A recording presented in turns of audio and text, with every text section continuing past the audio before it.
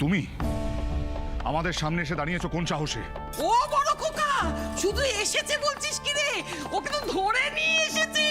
আরে চুরি করে ধরা পড়েছে, তোদের জিনিসগুলো সব চুরি করে ধরা পড়েছে। দেখ দেখ দেখ, ও রে, দেখেছিস হাতে নাতে ধরা পড়েছে। বড় বড় বচন মেরে তো খুব ভদ্রলোক হওয়ার চেষ্টা করছিলে, আলটিমেটলি যাত্রা সামনে চলে এলো তো। এই চুরি চামারি তোমাদের পেশা, তাই না?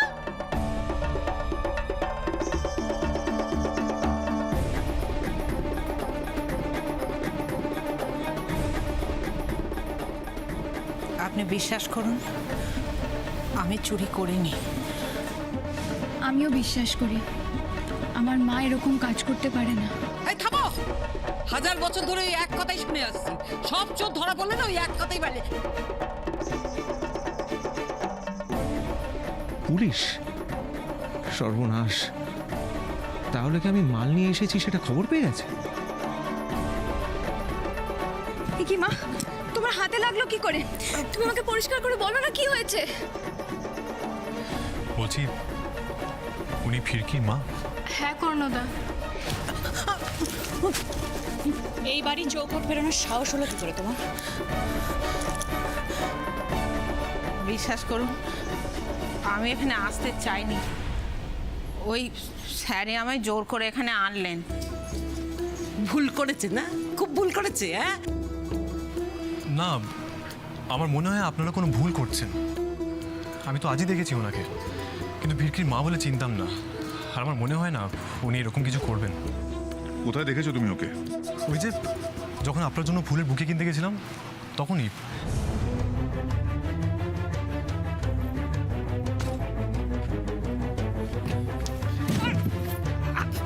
রাস্তায় বড় গাড়ি নিয়ে বেরিয়েছেন বলে কি যাকে তাকে মেরে দেবেন? দাদা, আমি একদম ঠিক আছি, ওনাকে কিছু বলবেন না। কর্ণ, তুমি তখন বললে না তুমি যখন ফুল আনতে গিয়েছিলে তখন তোমার গাড়িটা আনলক ছিল? দেখলে মা? হ্যাঁ, দেখলে দেখলে তোমরা সবাই দেখলে? হ্যাঁ, কিরকম দুয়ে দুয়ে চার মিলে গেল। মানে কি বলবো, ভদ্রলোক সেজে গেছে চুরি করতে। কি কপাল দেখো, ধরা পড়ে গেছে। আমার মনে হচ্ছে আমরা যে যার নিজের মতন করে পুরো ব্যাপারটা ভেবে নিচ্ছি। অফিসার আমাদের সবাইকে একটু খুলে বলবেন ঠিক কি হয়েছিল? আমি তো এটা ভেবেই অবাক হয়ে যাচ্ছি যে আপনারা আমার কোনো কথা না শুনে ওনাকে ফাঁসি কাটে ঝুলিয়ে দিচ্ছেন। এই যে আপনার ব্যাগ আর ফোন। আমাদের ক্ষতি করার জন্য দেখছি তুমি উঠে পড়ে লেগেছো। হ্যাঁ অফিসার, এই চোরটাকে এক্ষুনি থানা নিয়ে যান। যান। না, আমার মা চোর হতে পারে না। স্যার, আমি এতক্ষণ চুপ করেছিলাম এটা আপনার বাড়ি বলে, কিন্তু আর চুপ করে থাকতে পারছি না। মানুষের মনুষ্যত্ব যে কত তলানিতে নেমে গেছে সেটাই দেখতে চাইছিলাম। অফিসার, স্যার, আপনি একজন স্বনামধন্য মন্ত্রী, আমি একজন পুলিশ অফিসার, কিন্তু দিনের শেষে তো আমরা সবাই মানুষ। ঠিক কি বলতে চাইছেন আপনি অফিসার? দেখুন, আজকে যদি এই লক্ষ্মী দেবী না থাকতেন তাহলে আপনারা এই জিনিসপত্রগুলো ফেরত পেতেন না। আর আমরা ওনাকে ধরিনি, উনি নিজে জিনিসপত্রগুলো উদ্ধার করে আমাদের কাছে নিয়ে এসেছিলেন। হ্যাঁ স্যার, উনি অপরাধী নন। অফিসার, কি ঘটনা ঘটেছে একটু খুলে বলবেন প্লিজ?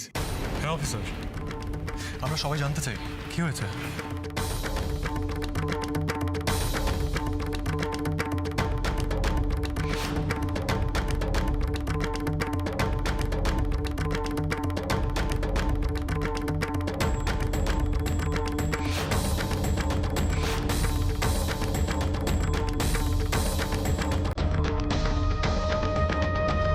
লক্ষ্মী দেবী নিজের জীবনে ঝুঁকি নিয়ে আপনাদের জিনিসপত্রগুলো উদ্ধার করেছেন।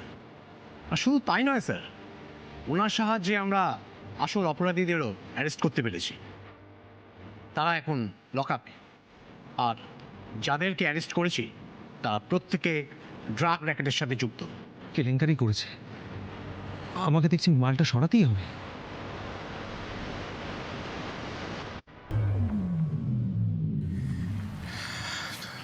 আপনাকে ধন্যবাদ দিয়ে আমি আপনাকে ছোট করব না। এই ব্যাগটা ফিরিয়ে দিয়ে আপনি আমাকে অনেক বড় একটা অসম্মানের থেকে বাঁচিয়ে দিয়েছেন। আর আমার আগে থেকে বিশ্বাস ছিল আপনি চুরি করতে পারেন না।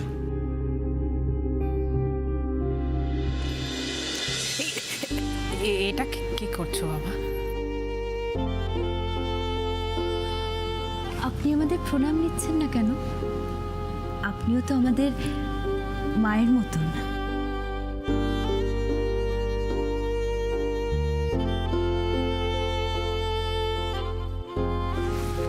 আমাদের আশীর্বাদ করুন, আমরাও যেন আপনার মতন বড় মনের মানুষ হতে পারি।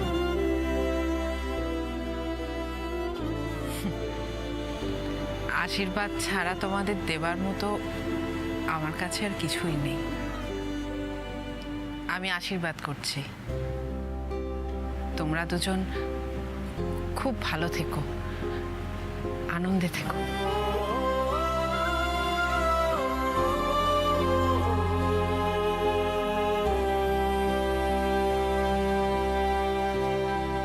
We are extremely sorry, officer. Extremely sorry. সরিটা আমাকে না বলে লক্ষ্মী দেবীকে বলুন। দেখুন অফিসার, আমি জানি আমাদের ব্যবহার আপনার খুব খারাপ লেগেছে।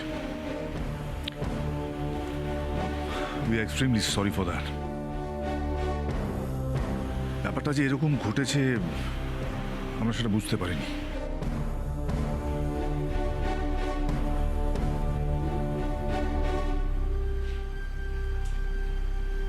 Thank you.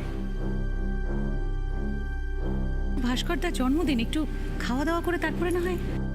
হ্যাঁ প্লিজ, কিছু খেয়ে যাবেন, অন্তত মিষ্টি মুখ করে যাবেন। না না স্যার, আজকে কাজ আছে, চলি। নমস্কার। ওকে।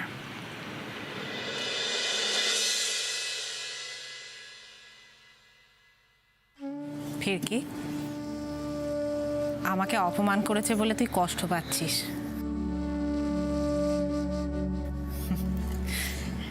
দেখ, জীবনে আমি অনেক অপমান সহ্য করেছি, এসব আর আমার গায়ে লাগে না। দেখ, আমার কিচ্ছু হয়নি, আমি ভালো আছি রে। আঙ্কেল, আপনার গিফট। Thank you. চুরির অপবাদ মানুষের জীবনে অন্যতম কলঙ্ক। ভবিষ্যতে এই ধরনের অপবাদ কাউকে দেওয়ার আগে আশা করি আপনাদের সকলের আজকের কথা মনে থাকবে। আর আমি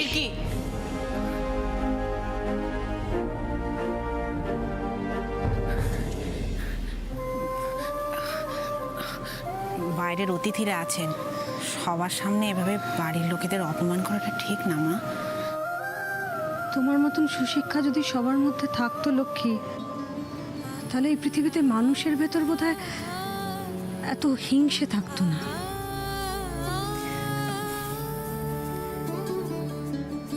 আমাকে ক্ষমা করে দেবেন দিদি, আপনাদের অনুমতি না নিয়ে আমি এই বাড়িতে আবার পা রাখলাম। আমি আর আপনাদের বিরক্ত করতে আসবো না, আমি এবার যাচ্ছি। নমস্কার দিদি। কোথায় যাচ্ছেন কাকিমা? আপনি হয়তো আমাকে চিনবেন না, আমি রাধিকা, রাধিকা সেন।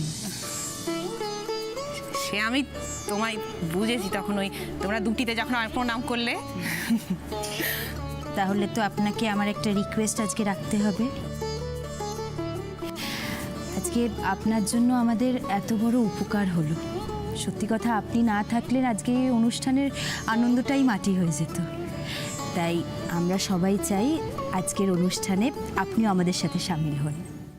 রাধিকা একদম ঠিক বলেছে, আপনাকে ছাড়া আজকের অনুষ্ঠান একদম অসম্পূর্ণ। কি জানেন তো, কোনো কোনো দিন কিছু কিছু মানুষ তার নিজের কাজ দিয়ে আমাদের জীবনে এতটা গুরুত্বপূর্ণ হয়ে ওঠে যে তাকে ছাড়া সব কিছুই বৃথা মনে হয়। আন্টি, আমাদের কাছে আপনিও তাই। শুধু তাই নয় ভালো আন্টি, তুমি সবার চোখে আঙুল দিয়ে দেখিয়ে দিয়েছো সততার দাম ঠিক কতটা। আমি তো শুধুমাত্র আমার কর্তব্যটুকু করেছি। লক্ষ্মী, সবাই মিলে এত করে বলছে, থেকে যাও না একটু। আচ্ছা, আমি জানি আমরা সবাই তোমাকে অনেক খারাপ লাগা দিয়েছি, তার তার বদলে আর যদি একটু ভালো লাগা ফেরত দিতে পারি। তোমরা কেউ মাকে আটকেও না। যেই মা আমাকে সারা জীবন মাথা উঁচু করে বাঁচতে শিখিয়েছে, সেই মায়ের মাথা এইভাবে বিনা অপরাধে সকলের সামনে হেঁট হয়ে যাক, সেটা আমি কিছুতেই মেনে নিতে পারবো না। ফিরকি, তুমি এটা রাধিকা,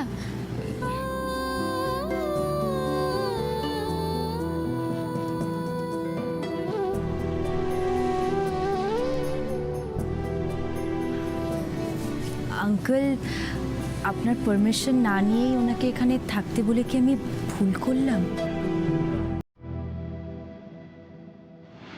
না রাধিকা, কোনো ভুল তুমি করোনি।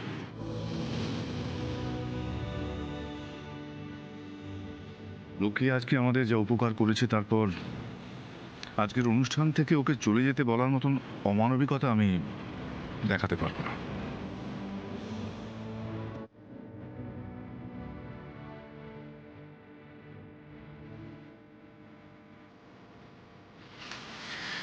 বলছি আঙ্কেল তো বলে দিয়েছেন, তাহলে দাঁড়িয়ে আছেন কেন?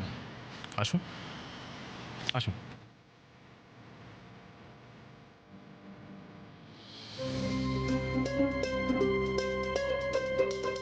আবার একটা মাস্টার স্ট্রোক। Master stroke? না রোমা, সত্যি বলতে কোনো রকম ক্যালকুলেশন করিনি আমি। মানে কোনো ক্যালকুলেশন করে যে আমি লক্ষ্মীকে এখানে থাকতে বলেছি তা নয়।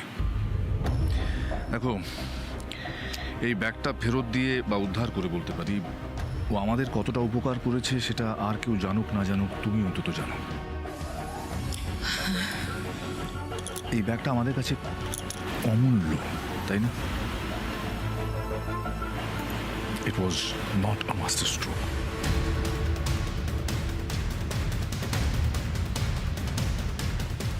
কি হলো ব্যাপারটা? Okay, so ladies and gentleman, আজ আমার বাবার জন্মদিন।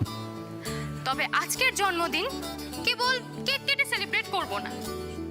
আজ সন্ধে আমরা সবাই কিছু না কিছু পারফর্ম করব। আগে হবে কেক কাটা, তারপর হবে পারফরমেন্স। বাবা এসো। আরে আমি আবার কেক এই বয়সে মানে ড্যাড, বয়স যত বাড়ে সেলিব্রেশনও তত বড় হওয়া উচিত, তাই নাকি? দাদা বোধহয় লজ্জা পাচ্ছে না। ও রোমা, এসো না, একটু দাদাকে হেল্প করে দাও না। তুমি তো দাদার সবসময় সঙ্গী।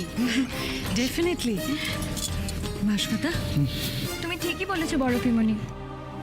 বাবা লজ্জা পেতেই পারে, আর বাবার যদি কোনো সাহায্যের প্রয়োজন হয়, তাহলে সকাল থেকে যেই মানুষটা উপোস করে বসে রয়েছে সেই আসুক। এসো মিষ্টি মা, চলো। মা, তুমিও চলো।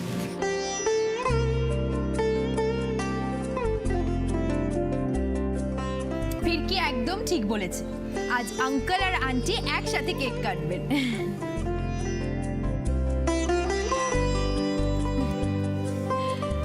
গান হবে না? হ্যাঁ। Happy birthday to you, happy birthday to you, happy birthday to you, happy birthday to you.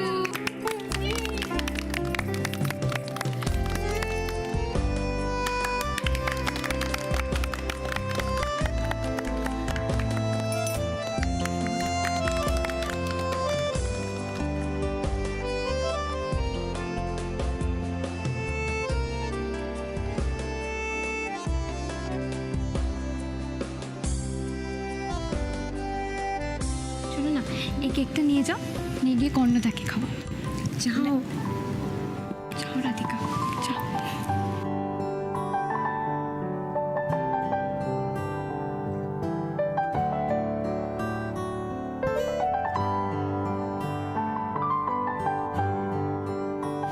কেকটা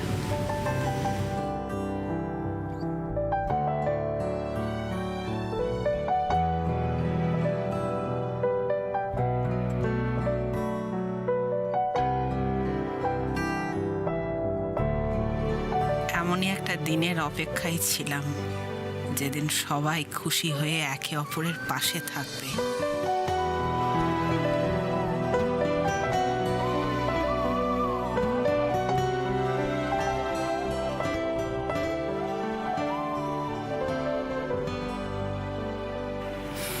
চলো আমার সঙ্গে ওপরে চলো। আমি ওপরে যাব? হ্যাঁ যাবে, মেয়ের ঘর দেখবে না? এসো এসো এসো এসো।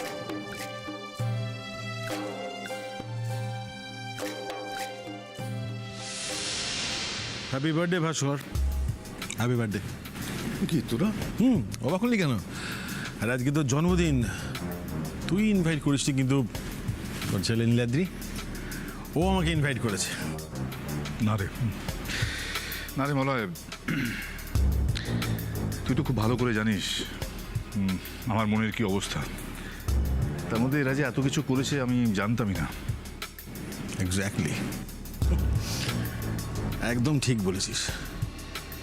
আসলে ছেলে মেয়েদের জন্য অনেক সময় বাবা মায়েদের অনেক কিছু করতে হয়। তা ঠিক, যেমন আজকের এই গোটা অ্যারেঞ্জমেন্টটা ফিরকি নিজে করেছে। বাহ,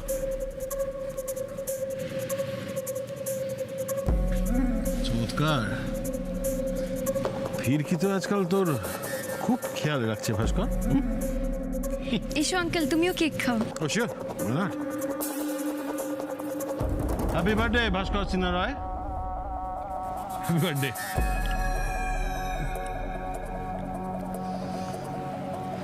আলিয়া, তুমি বেশ ভালো করেই জানো যে আমি এখানে এসেছি জাস্ট তুমি বলেছো বলে, তোমার কথা। ড্যাড, তুমি খুব ভালো করে জানো যে তোমাকে আজকে আমি এখানে কেন ইনভাইট করেছি। সকলের সামনে ফিরকির মান সম্মান আমি জাস্ট ধুলোয় মিশিয়ে দেবো। আর কতক্ষণ? এবার তো আসল পার্টিটা শুরু করতে হবে। রাধিকার মনে যে অভিমানের পাহাড় জমে আছে, সেটা তো আমাদেরকেই গলাতে হবে নীলাদ্রি। কিন্তু ফিরকি, ভুল বোঝাবুঝি এমন একটা জিনিস যা এত সহজে মেটে না। তবুও চেষ্টা করে দেখতে তো কোনো ক্ষতি নেই। ভাস্করদা, আমাদের হাতে মোক্ষম জিনিসটা চলে এসেছে। অপোনেন্ট পার্টির পুরো স্ক্যামটা আমরা পেয়ে গেছি। ওটাকে জাস্ট এনক্যাশ করলে ব্যাস কেল্লাফাতে। এবার ভাস্কর সিনহা রয়, এতদিন পর হঠাৎ তোর আদিনাথ সেনের কথা মনে পড়লো কেন? মানে আমি তোর ওপর ইনভেস্টমেন্ট তুলে নিতে পারি সেই ভয়? মলয়, ভাস্কর সিনহা রায় কাউকে ভয় পায় না রে। দেখ, তুই এখন আমাকে ভুল বুঝছিস, তোর মনে হচ্ছে আমরা কেউ আলিয়ার কথা ভাবছি না, তাই হয়তো তুই আমার ফোনটা ধরার প্রয়োজন বোধ করছিস না। কিন্তু এটাও ঠিক যে একজন ইনভেস্টরের জন্য গোটা পার্টিটা পড়ে যেতে পারে না। আমাকে তো আমার জায়গাটা ঠিক রাখতে হবে না?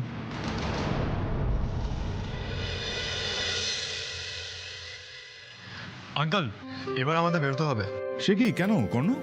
এখনো তো পার্টি শেষ হয়নি। না আঙ্কেল, পার্টি পর্যন্ত থাকা হবে না। এই দেখো, এসে থেকে শুধু যাই যাই যাই যাই করে যাচ্ছে। আরে আমি তোমাদের বলছি না যে একেবারে অনুষ্ঠানের শেষ অবধি তোমরা থাকবে, যার জন্য এই অনুষ্ঠান একেবারে হলো, মানে সাফল্য পেল। সে কিরকম নাচ গান করে একটু দেখবে না? কার কথা বলছেন মাসিমা? লক্ষ্মী, ফিরকির মা।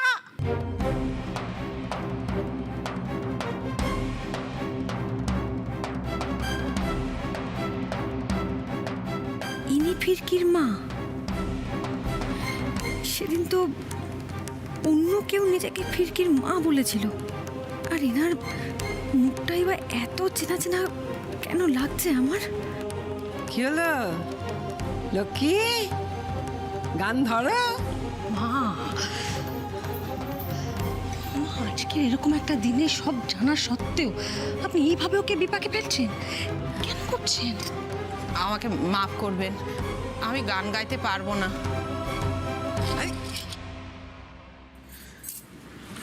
মা গান গাইবে না ফিরকি। কেন মা? তুমি তো প্রত্যেক দিন রাত্রিবেলা কি সুন্দর গান গেয়ে আমায় ঘুম পাড়িয়ে দিতে, তাহলে আজ সকলের সামনে দাঁড়িয়ে কুণ্ঠাবোধ কেন করছো? আন্টি, আমরা কেউ প্রফেশনাল সিঙ্গার নই, আপনি প্লিজ গান না। ভুল বললে কর্ণ, আমরা প্রফেশনাল সিঙ্গার নই ঠিকই, বাট উনি তাহলে তো আমার বিশ্বাস উনি সবার থেকে ভালো গান গাইবে। ছাড়ুন আমাকে। আমাকে ওনার কাছে যেতে হবে, আমার কথা আছে আমার সাথে।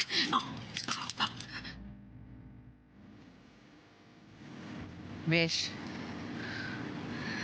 আমি গাইবো।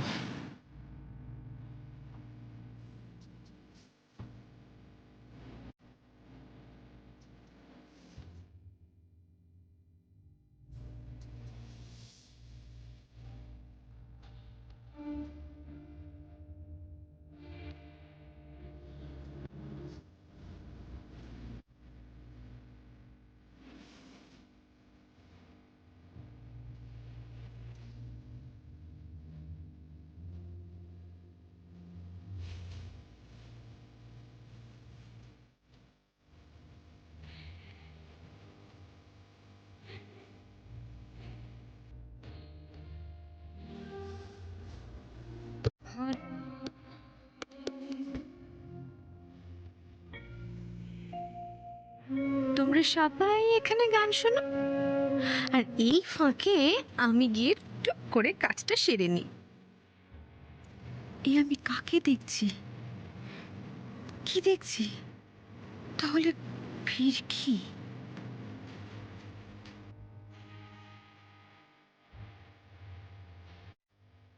আমি কেন মনে করতে পারছি না মুখটা?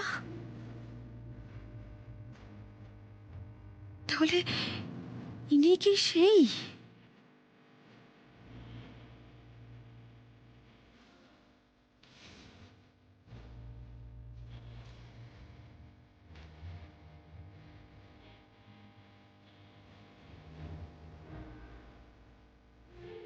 আমাকে আমাকে ওনার সাথে কথা বলতে হবে।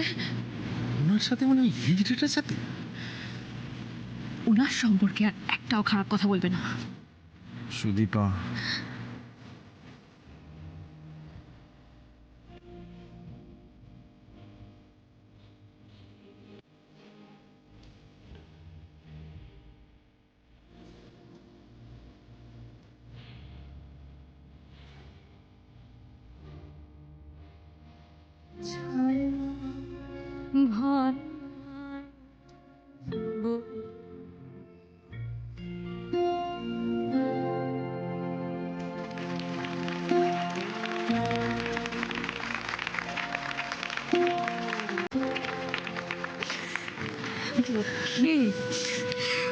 প্রাণ জুড়িয়ে গেল। অপূর্ব, অপূর্ব। Mind blowing aunty. ভালো আন্টি, আমি জাস্ট ভাবতে পারছি না তুমি এত ভালো গান গাও তুমি। আপনার গান শুনলে আপনার পেরিয়ে আসা যুদ্ধের আন্দাজ পাওয়া যায়। সত্যি আপনি খুব ভালো গান গান। আপনার গান শুনে আমরা অনেক কিছু শিখলাম। পরিবার, ভালোবাসা, কাজ, দায়িত্ব, সব কিছু।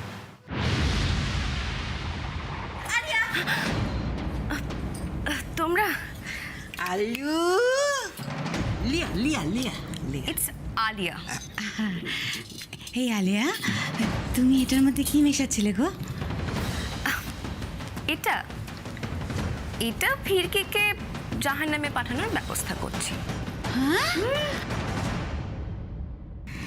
রাধিকা, তোমার সাথে আজই আমার প্রথম পরিচয় হলো, কিন্তু দেখে মনে হচ্ছে আমাদের এই বন্ধুত্ব যেন কত যুগে।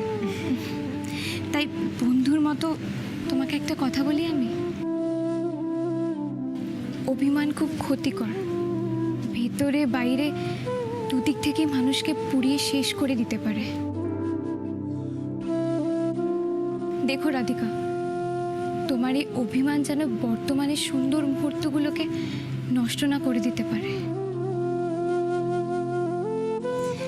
কারণ পরে হয়তো তোমার অভিমান কমে যাবে, কিন্তু এই সময়টা আর ফিরে আসবে না।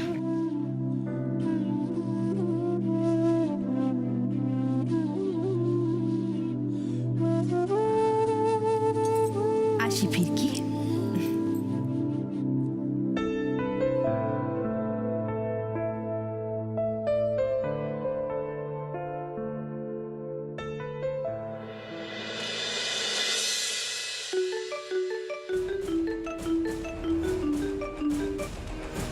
গুরু, আমি চলে এসেছি। গেটের কাছে দাঁড়িয়ে আছি। এখানে তো কে আসতে বলেছে? ঠিক আছে, তুই ওখানে থাক, আমি যাচ্ছি।